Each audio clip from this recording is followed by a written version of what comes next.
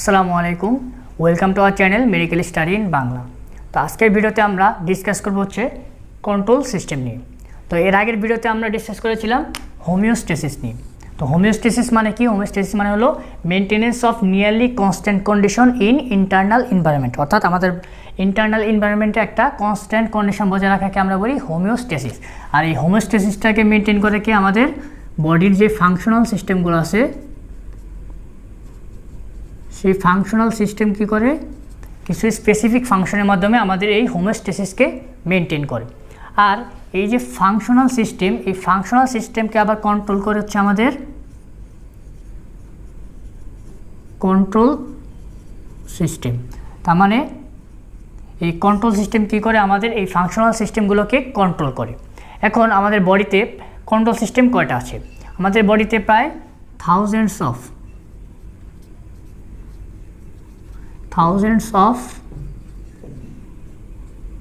Control system. তার মানে আমাদের বডিতে প্রায় থাউজেন্ডস অফ কন্ট্রোল সিস্টেম আছে। কিন্তু এই কন্ট্রোল সিস্টেমের যে ক্যারেক্টারিস্টিক্স অর্থাৎ এর বৈশিষ্ট্যের উপর ভিত্তি করে আমরা এটাকে তিনটা ক্যাটাগরিতে ভাগ করতে পারি। কি কি? প্রথমে হচ্ছে পজিটিভ ফিডব্যাক মেকানিজম, তারপর হচ্ছে নেগেটিভ ফিডব্যাক মেকানিজম, আর তারপর হচ্ছে অ্যাডাপটিভ কন্ট্রোল সিস্টেম। তো এই অ্যাডাপটিভ কন্ট্রোল সিস্টেমটা হচ্ছে একটু কমপ্লেক্স। তো এখন এই যে ফিডব্যাক মেকানিজমগুলো, এই ফিডব্যাক মেকানিজম আবার চারটা বেসিক কম্পোনেন্ট নিয়ে গঠিত, অর্থাৎ এরা চারটা বেসিক কম্পোনেন্টের মাধ্যমে কাজ করে। তাহলে এখন আমরা দেখব এই ফিডব্যাক মেকানিজমের কম্পোনেন্ট কী কী আছে। তাহলে এখন আমরা দেখব এই যে কম্পোনেন্টস অফ ফিডব্যাক মেকানিজম। তো ফিডব্যাক মেকানিজমের মোট চারটা কম্পোনেন্ট আছে। প্রথম হচ্ছে কি সেট পয়েন্ট, তারপর হচ্ছে সেন্সর, তারপর হচ্ছে কন্ট্রোল সিস্টেম এবং তারপর হচ্ছে ইফেক্টর। তো সেট পয়েন্ট কি? সেট পয়েন্ট বলতে আমরা বোঝাচ্ছি আমাদের বডির যে অ্যাভারেজ ভ্যালু, বিভিন্ন ফ্যাক্টরের যে অ্যাভারেজ যে ভ্যালু, সেই ভ্যালুটা দিয়ে আমরা বোঝাচ্ছি হচ্ছে সেট পয়েন্ট। তারপর হচ্ছে কি সেন্সর। সেন্সর মানে কি? এই সেন্সরের কাজ হচ্ছে স্টিমুলাসকে সেন্স করা বা ডিটেক্ট করা। তো স্টিমুলাস মানে কি? যেমন ধরো আমরা মনে করি, আমরা জানি যে আমাদের বডির পিএইচ, অ্যাভারেজ পিএইচ হচ্ছে 7.4, ঠিক আছে? তো আমাদের বডির পিএইচ যদি কোনো কারণে বেড়ে হয়ে যায় 7.5 অথবা যদি কমে হয়ে যায় 7.2, তাহলে সেই ক্ষেত্রে এই যে বেড়ে যাওয়া বা কমে যাওয়া, এটা হচ্ছে আমাদের বডিতে একটা স্টিমুলাস হিসেবে কাজ করবে, স্টিমুলাস। আর এই স্টিমুলাসকে ডিটেক্ট করবে হচ্ছে আমাদের এই সেন্সর। তার মানে সেন্সর বলতে আমরা এখানে বোঝাচ্ছি আমাদের বডির যে বিভিন্ন রিসিপ্টর আছে, এটা হচ্ছে আমাদের সেই সেন্সর। অর্থাৎ সেন্সরের কাজ হচ্ছে স্টিমুলাসকে রিসিভ করা। আর সেই স্টিমুলাসকে রিসিভ করার পর সে দেখবে এই যে এবারে সেটা কি সেট পয়েন্টে আসে নাকি সেট পয়েন্টে নাই। অর্থাৎ সেট পয়েন্ট থেকে যখন চেঞ্জ হয়ে যাবে তখন সে কন্ট্রোল সিস্টেমকে জানাবে যে সেট পয়েন্ট থেকে সেই ভ্যালুটা বেড়ে গেছে বা কমে গেছে। আর তারপর কি করবে এই কন্ট্রোল সিস্টেম সেই বেড়ে যাওয়া ভ্যালু বা কমে যাওয়া ভ্যালুকে আবার তার আগের সেট পয়েন্ট অর্থাৎ গড় ভ্যালুতে নিয়ে আসতে চেষ্টা করবে। আর এই কন্ট্রোল সিস্টেম গড় ভ্যালুতে নিয়ে আসবে হচ্ছে এই ইফেক্টর অর্গানের মাধ্যমে। অর্থাৎ এই ইফেক্টরের মাধ্যমে সে কিছু চেঞ্জেস আনবে বডিতে, চেঞ্জেসের মাধ্যমে সে আবার পুনরায় চলে যাবে সেট পয়েন্টে। অর্থাৎ এখানে ইফেক্টর বলতে আমরা বোঝাচ্ছি আমাদের বডির বিভিন্ন যে অর্গ্যান অথবা গ্ল্যান্ড অথবা হতে পারে কোনো মাসল। অর্থাৎ ইফেক্টর বলতে আমাদের বোঝাচ্ছি যে অর্গ্যান, গ্ল্যান্ড বা মাসল, এর মাধ্যমে কি করবে কন্ট্রোল সিস্টেম সেই সেট পয়েন্টটা আবার পুনরায় স্টাবলিশ করবে। তাহলে এখন আমরা দেখব যে নেগেটিভ ফিডব্যাক মেকানিজমটা কী। তাহলে এবার আসি what is negative feedback mechanism. তাহলে প্রথমে ডেফিনেশনটা দেখে নিই। If some factors become excessive or deficient a control system initiates negative feedback which consists of a series of changes that returns the factor towards the certain mean value and thus maintaining the homeostasis. তো অনেক বড় একটা definition. তো আমরা এই definition যদি তিনটা কি ওয়ার্ড নিয়ে আলোচনা করি তাহলে আমরা এই ডেফিনেশনটা বুঝতে পারবো। প্রথম হচ্ছে কি excessive or deficient negative feedback, আর আরেকটা হচ্ছে রিটার্ন দ্য ফ্যাক্টরস। তাহলে আমাদের বডি যদি কোনো একটা ফ্যাক্টর যদি এক্সেসিভ বা ডেফিসিয়েন্ট অর্থাৎ বেড়ে যায় বা কমে যায় তখন কী করবে এই কন্ট্রোল সিস্টেম একটা নেগেটিভ ফিডব্যাক দিবে। অর্থাৎ নেগেটিভ বলতে আমরা এখানে বোঝাচ্ছি অপোজিট একটা ফিডব্যাক দিবে। অর্থাৎ বাড়লে কমাবে আর কমলে বাড়বে। তো এই কমা বাড়ার জন্য কী করবে সে বডিতে কিছু চেঞ্জেস আনবে, আর এই চেঞ্জেসের মাধ্যমে সেই ফ্যাক্টরটাকে আবার তার সেই আবার মিন ভ্যালু অর্থাৎ সেই অ্যাভারেজ ভ্যালুতে নিয়ে আসবে। অর্থাৎ আমাদের বডির কোনো কিছু যদি বাড়ে তখন বাড়লে কমাবে, আর কমলে তখন সেটাকে বাড়াবে। এটাই হচ্ছে নেগেটিভ ফিডব্যাক মেকানিজম। তো আমাদের বডির ম্যাক্সিমাম কন্ট্রোল সিস্টেমই হচ্ছে এই নেগেটিভ ফিডব্যাক মেকানিজমের মাধ্যমে কাজ করে। আমি যদি কয়েকটা এক্সাম্পল লিখি,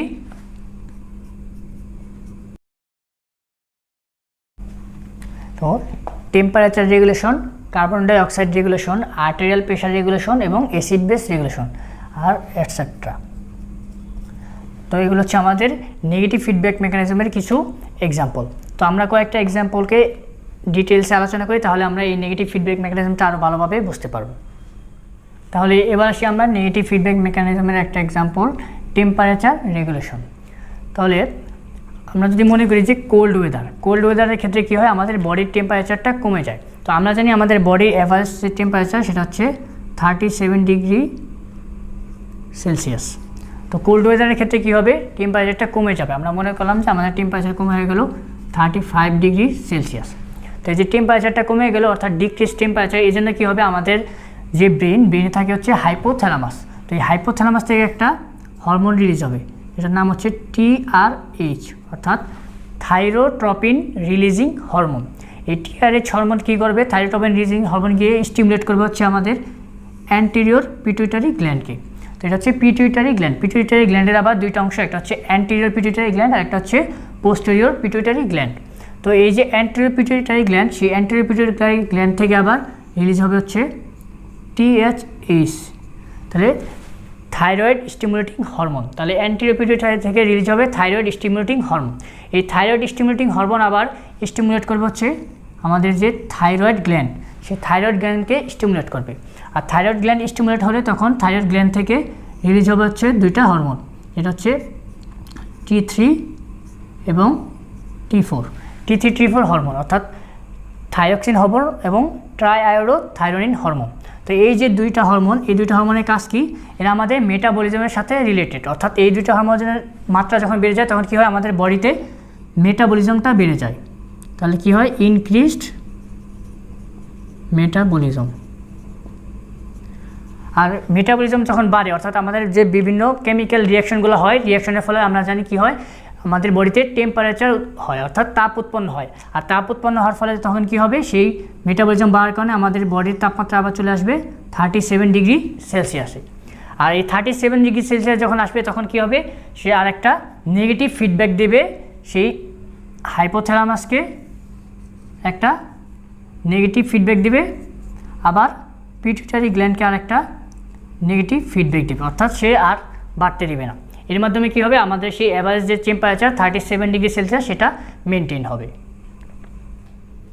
তাহলে এবার আসি পজিটিভ ফিডব্যাক মেকানিজম। তাহলে পজিটিভ ফিডব্যাক মেকানিজম কি, if the initiating stimulus causes more of the same. তার মানে কি, দেখো আমরা একটু আগে যে পড়লাম নেগেটিভ ফিডব্যাক মেকানিজম, তো নেগেটিভ ফিডব্যাকের ক্ষেত্রে কী ছিল, যদি কোনো ফ্যাক্টর বাড়ে তখন কী করবে, সেটাকে আবার কমাবে নেগেটিভ ফিডব্যাকের মাধ্যমে। আবার যদি কোনো ফ্যাক্টর কমে যায় তখন সেটাকে আবার বাড়াবে। কিন্তু এই যে পজিটিভ ফিডব্যাক মেকানিজমের ক্ষেত্রে কী হবে, যদি কোনো ফ্যাক্টর বেড়ে যায় তখন সেটাকে আরও বাড়াবে, আবার যদি কোনো ফ্যাক্টর কমে যায় তখন সেটাকে আরও কমাবে। যেমন মনে করলাম আমাদের যে পিএইচ, বডির অ্যাভারেজ পিএইচ হচ্ছে 7.4, তো কোনো কারণে যদি সেটা কমে হয়ে যায় 7.2, তখন পজিটিভ ফিডব্যাক মেকানিজম কী করবে, এই 7.2কে আরও কমাতে থাকবে। তো এই যখন কমাতে থাকবে তখন কী হবে, এটা আস্তে আস্তে অ্যাসিডোসিস ডেভেলপ করবে। অর্থাৎ এই যে পজিটিভ ফিডব্যাক মেকানিজম, এটা হচ্ছে আমাদের বডিকে একটা ইনস্টেবিলিটির দিকে নিয়ে যায়। তো এই ইনস্টেবিলিটির দিকে নিয়ে যায় যেহেতু, সেজন্য এই পজিটিভ ফিডব্যাককে আমরা বলি ভিসিয়াস সাইকেল। অর্থাৎ পজিটিভ ফিডব্যাককে আমরা বলি কি, ভিসিয়াস সাইকেল। অর্থাৎ এই পজিটিভ ফিডব্যাক ম্যাক্সিমাম ক্ষেত্রে আমাদের বডির জন্য হচ্ছে ক্ষতিকর। তো আমরা যদি একটা এক্সাম্পল দিই তাহলে আরও ক্লিয়ার হয়ে যাব। আমরা মনে করি কোনো একটা লোক সাডেনলি কী করলো, 2 লিটার ব্লাড লস করলো বডি থেকে কোনো একটা অ্যাক্সিডেন্টের কারণে। তাহলে a person bleed 2 litre of blood.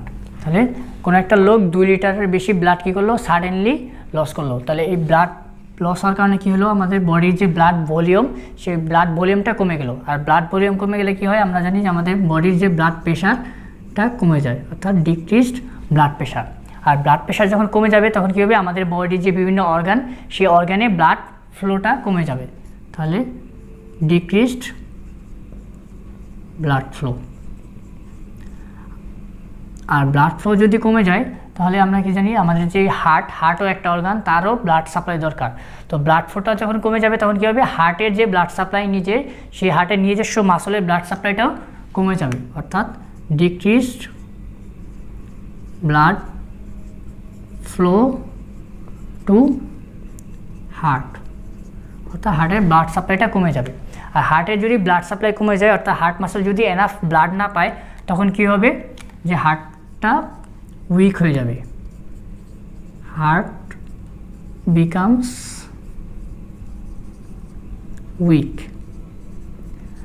আচ্ছা, হার্ট যখন উইক হয়ে যাবে, অর্থাৎ আমাদের হার্ট যখন দুর্বল হয়ে যাবে, তখন সে কী করবে, তার পাম্পিংটা কমিয়ে দেবে, কারণ সে আগের মতো যথেষ্ট পাম্প করতে পারবে না। তখন কী হবে, ডিক্রিজ হার্ট পাম্পিং। তাহলে হার্ট পাম্পিং যখন আবার কমে যাবে তখন কি হবে, আমাদের বডির যে ব্লাড ফ্লো অর্থাৎ ব্লাড প্রেশারটা আরও কমে যাবে। তাহলে ব্লাড প্রেশার কী হলো, ফার্দার ডিক্রিজ বিপি, অর্থাৎ ব্লাড প্রেশারটা আরও ডিক্রিজ হবে। আর ব্লাড প্রেশার যদি আবার ডিক্রিজ হয় তখন কী করবে, ব্লাডের যে ফ্লো, সেই ব্লাড ফ্লো টু হার্ট কী হবে, আরও কমে যাবে। তাহলে decrease blood flow two heart, অর্থাৎ হার্টের যদি ব্লাড ফ্লো আরও কমে যায় তখন কী হবে, হার্ট আবার আগের থেকে আরও বেশি দুর্বল হয়ে যাবে। তখন হার্ট কী হবে, মোর উইক। তখন হার্ট যখন আরও উইক হয়ে যাবে তখন আবার সেমভাবে কী হবে, আরও হার্ট পাম্প কী হবে, আরও কমে যাবে, অর্থাৎ ফার্দার ডিক্রিজ হার্ট পাম্প। তখন কী হবে, ব্লাড প্রেশার আরও কমে যাবে। তাহলে এইভাবে কী করবে, এই সাইকেলটা চলতে থাকবে। তাহলে দিস সাইকেল কন্টিনিউস। তাহলে এইভাবে এই সাইকেলটা চলতে থাকলে কী যাবে, এক পর্যায়ে দেখা যাবে যে আমাদের হার্টটা stop pumping, stop heart pump.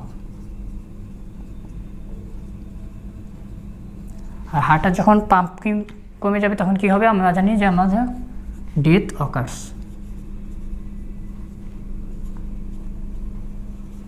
তাহলে আমরা কি দেখলাম, যে এই যে পজিটিভ ফিডব্যাক মেকানিজমের মাধ্যমে কি হলো, যে একটা বডিটা ইনস্টেবলের দিকে গেল, অর্থাৎ একটা পার্সন যখন খুব দ্রুত বডি থেকে 2 লিটার ব্লাড লস করবে তখন কী হবে, তার ব্লাড প্রেশার কমে যাবে, আলটিমেটলি ব্লাড ফ্লো কমে যাবে। ব্লাড ফ্লো কমলে আমাদের হার্টের ব্লাড ফ্লো কমে যাবে, তখন হার্ট হয়ে যাবে উইক। আর হার্ট উইক হয়ে গেলে হার্ট যথেষ্ট পরিমাণ পাম্প করতে পারবে না, তখন আবার ব্লাড প্রেশার আরও ফল করবে। আবার ব্লাড প্রেশার আরও ফল করলে তখন হার্টের যে সাপ্লাই, সেই হার্টের সাপ্লাইটা আরও কমে যাবে, তখন আবার হার্ট আরও বেশি উইক হয়ে যাবে। তো এইভাবে এই সাইকেলটা কন্টিনিউ হতে হতে একসময় দেখা যাবে যে হার্ট আর পাম্প করছে না, তখন কী হবে, আমাদের ব্লাড ফ্লো একদম স্টপ হয়ে যাবে এবং আলটিমেটলি ডেথ অকার্স। এই জন্য আমরা এই পজিটিভ ফিডব্যাক মেকানিজমকে আমরা বলি হচ্ছে একটা ভিসিয়াস সাইকেল। তো আবার এই পজিটিভ ফিডব্যাক মেকানিজম কিছু কিছু ক্ষেত্রে আমাদের বডির জন্য আবার ইউজফুলও হতে পারে। তাহলে এখন আমরা দেখব যে আমাদের usefulness of positive feedback mechanism. তাহলে এবার আসি পজিটিভ ফিডব্যাক মেকানিজমের কিছু ইউজফুল দিকে, যেমন চাইল্ড বার্থ, ব্লাড ক্লটিং এবং জেনারেশন অফ নার্ভ সিগন্যাল। তো এই ক্ষেত্রে পজিটিভ ফিডব্যাক আমাদের বডির জন্য হেল্পফুল। কীভাবে, আমরা যদি একটা এক্সাম্পলের মাধ্যমে দেখি, যে ডিউরিং ডেলিভারি তখন কী হয়, যে ফিটাসের হেড আমাদের যে মাদারের যে ইউটেরাস, সেই ইউটেরাসের সার্ভিক্সে পুশ করার ফলে সার্ভিক্সে একটা স্ট্রেচ হয়। তো সেই স্ট্রেচিংয়ের ফলে কী হয়, এই সার্ভিক্স ইউটেরাইন যে মাসল, সেই মাসলকে একটা পজিটিভ ফিডব্যাক দেয়। আর পজিটিভ ফিডব্যাক দেওয়ার ফলে কী হয়, এই মাসলটা আরও বেশি কন্ট্রাক্ট করতে থাকে, আর তার ফলে কী হয়, বাচ্চার হেডটা তখন সার্ভিক্সকে আরও বেশি পুশ করতে থাকে, অর্থাৎ আরও বেশি স্ট্রেচ হতে থাকে। আবার সেই সার্ভিক্স আবার আরেকটা পজিটিভ ফিডব্যাক দেওয়া হচ্ছে পোস্টেরিয়র পিটুইটারিকে। তো আমরা জানি পোস্টেরিয়র পিটুইটারি থেকে রিলিজ হয় হচ্ছে অক্সিটোসিন। তো অক্সিটোসিনের কাজ কী? এই অক্সিটোসিনের কাজ হচ্ছে ইউটেরাসের যে মাসল, সেই ইউটেরাসের মাসলকে কন্ট্রাক্ট করে, অর্থাৎ কন্ট্রাকশন অফ ইউটেরাইন মাসল। তখন কি হয়, ইউটেরাসের মাসল আরও বেশি কন্ট্রাক্ট করতে থাকে। আর ইউটেরাসের মাসল যখন আরও বেশি কন্ট্রাক্ট করতে থাকে তখন কী হয়, বাচ্চার হেড এই সার্ভিক্সে আরও বেশি স্ট্রেস দিতে থাকে, অর্থাৎ আরও পাওয়ারফুল স্ট্রেস পড়ে হচ্ছে এই সার্ভিক্সে। তো এইভাবে কী হয়, আরও পাওয়ারফুল স্ট্রেস হওয়ার ওখানে আবার পজিটিভ ফিডব্যাক দেয়, তখন আরও বেশি পরিমাণে অক্সিটোসিন রিলিজ হয়, তখন কী হয়, বাচ্চাটা আরও বেশি স্ট্রেস দেয় সার্ভিক্সে। এভাবে কী হচ্ছে, আলটিমেটলি সার্ভিক্সটা ওয়াইড হয়ে যায় এবং বাচ্চাটা ডেলিভার হয়ে যায়, অর্থাৎ বার্থ অফ দ্য চাইল্ড। তাহলে এই চাইল্ড বার্থ মেকানিজমে যদি আমরা একটা ফ্লো চার্টের মাধ্যমে দেখি যে কি, fetal head pushes the cervix of uterus, অর্থাৎ মাদারের ইউটেরাসের সার্ভিক্সকে পুশ করে, তখন কী হয়, স্ট্রেচ অন দ্য সার্ভিক্সের উপর একটা স্ট্রেচ পড়ে। স্ট্রেচ পড়ার ফলে কী হয়, সার্ভিক্সে একটা পজিটিভ ফিডব্যাক দেয় মাসলকে, ইউটেরাইনের মাসলকে, ইউটেরাসের মাসলকে দেওয়ার ফলে কী হয়, মাসলটা কী করে, কন্ট্রাক্ট করে। আবার এই স্ট্রেচের কারণে কি হয়, পোস্টেরিয়র পিটুইটারি থেকে রিলিজ হয় হচ্ছে অক্সিটোসিন। সেই অক্সিটোসিন কী করে, আবার সেই মাসলকে আরও কন্ট্রাক্ট করায়, তার ফলে কি হয়, মোর স্ট্রেচ আর মোর অক্সিটোসিন রিলিজ হয়, তার ফলে কী হয়, ultimately more contraction of the uterine muscle, এবং আলটিমেটলি কী হয়, বার্থ অফ দ্য চাইল্ড। তাহলে এটা দেখলাম আমরা যে পজিটিভ ফিডব্যাক মেকানিজমের একটা ইউজফুলনেস। তাহলে এরপর আসি অ্যাডাপটিভ কন্ট্রোল সিস্টেম। তো অ্যাডাপটিভ কন্ট্রোল সিস্টেম হচ্ছে একটা মোর complex type of control system. তো এর আগে যে আমরা দেখলাম যে নেগেটিভ বা পজিটিভ ফিডব্যাক, সেক্ষেত্রে কী হয়েছিল, কোনো একটা অর্গান থেকে কী হয়েছিল, বা পেরিফেরি থেকে আমাদের একটা সেন্সরি সিগন্যাল চলে গেছিলো ব্রেনে, পরে আবার ব্রেন থেকে আরেকটা নার্ভ সিগন্যালের মাধ্যমে একটা ফিডব্যাক দিয়েছিল, যার মাধ্যমে সেই ফিডব্যাক মেকানিজমটা কাজ করেছিল। কিন্তু এই অ্যাডাপটিভ কন্ট্রোল ফিডব্যাকের ক্ষেত্রে কী হবে, আমাদের যে বডির যে কিছু কিছু মুভমেন্ট আছে যেগুলো খুব ফাস্ট হয়, অর্থাৎ খুব দ্রুত হয়, সেই ক্ষেত্রে কী করে, ব্রেনতে মানে একটা সিগন্যাল, সেন্সরি সিগন্যাল ব্রেনে যাওয়া, আবার ব্রেন থেকে আরেকটা সিগন্যাল আসা, এত টাইমটা থাকে না। তখন কী করে, ব্রেন একটা প্রিন্সিপাল ইউজ করে, যেটা হচ্ছে feed forward control. Feed forward control বলতে আমরা বোঝাচ্ছি একটা অটোমেটিক কন্ট্রোল, অর্থাৎ অটোমেটিক কাজটা হয়ে যাবে, অর্থাৎ মুভমেন্টটা অটোমেটিক্যালি হয়ে যাবে। তো সেই মুভমেন্টটা যখন অটোমেটিক্যালি হবে, তখন একটা নার্ভ সিগন্যাল, যেই জায়গায় মুভমেন্টটা হচ্ছে সেই জায়গা থেকে একটা নার্ভ সিগন্যাল চলে আসবে ব্রেনে, সেন্সরি নার্ভ সিগন্যাল। তো সেই সেন্সরি নার্ভ সিগন্যাল যার ফলে ব্রেন সেটা মনে রাখবে, অর্থাৎ আগের সেই যে মুভমেন্টটা হয়েছিল সেই মুভমেন্টটা কি কারেক্ট ছিল নাকি ছিল না। তো যখন ইরর হবে, অর্থাৎ কারেক্ট হবে না, তখন কি এই ব্রেন সেই ইনফরমেশনটা কালেক্ট করে রাখবে। পরবর্তীতে সেই একই রকমের মুভমেন্টটা যখন আবার হতে যাবে, তখন সেই ব্রেন কী করবে, সেই মুভমেন্টটাকে কারেক্ট করে দেবে। যেমন আমরা যদি উদাহরণ দিই অ্যাডাপটিভ কন্ট্রোলের, যে ওয়াকিং বা টকিং, অর্থাৎ বাচ্চারা যখন প্রথম হাঁটা শেখে, তখন কী করে, তাদের প্রথম দিকের যে স্টেপগুলো, সেই প্রথমের স্টেপগুলো কি খুব সুন্দর হয় না, অর্থাৎ তাদের ভুল হয়, তারা বারবার পড়ে যায়। তো সেই যে পড়ে যাওয়া, তাদের স্টেপগুলো কী হয়, কোনো একটা স্টেপ বেশি বড় হয়ে যায়, আবার কোনো একটা স্টেপ বেশি ছোট হয়ে যায়। তো এই যে তাদের স্টেপের মধ্যে যে ইরর হয়, সেই ইররটা কী করে, একটা সেন্সরি সিগন্যালের মাধ্যমে ব্রেনে আসে, তখন ব্রেন সেটাকে কারেক্ট করে রাখে যে তার স্টেপের ক্ষেত্রে ইরর হয়েছিল। তো পরবর্তীতে বাচ্চা যখন আবার স্টেপ নেয়, তখন কী করে, সেই ব্রেন সেই স্টেপটাকে আরেকটু কারেক্ট করে দেয়। তো এইভাবে কারেকশনের মাধ্যমে আস্তে আস্তে কী হয়, বাচ্চা হাঁটা শিখে যায়, অর্থাৎ হাঁটার সাথে সে অ্যাডাপ্টেশন হয়ে যায়। তো ঠিক একইভাবে আবার টকিংয়ের ক্ষেত্রে কী হয়, বাচ্চারা যখন প্রথমে কথা বলতে যায়, তখন কী করে, তাদের টাংটা ঠিকমতো মুভমেন্ট হয় না। তো তখন কী করে, আবার ব্রেন সেটাকে আবার স্টোর করে রাখে, পরবর্তী সে যখন আবার কথা বলতে চেষ্টা করে, তখন আরও কারেকশন আসে তার টাঙের মুভমেন্টের। তখন কী করে, বাচ্চা আবার আস্তে আস্তে কথা বলা শিখতে থাকে, অর্থাৎ তার কথা আরও স্পষ্ট হতে থাকে। তো এটা ছিল অ্যাডাপটিভ কন্ট্রোলের একটা উদাহরণ।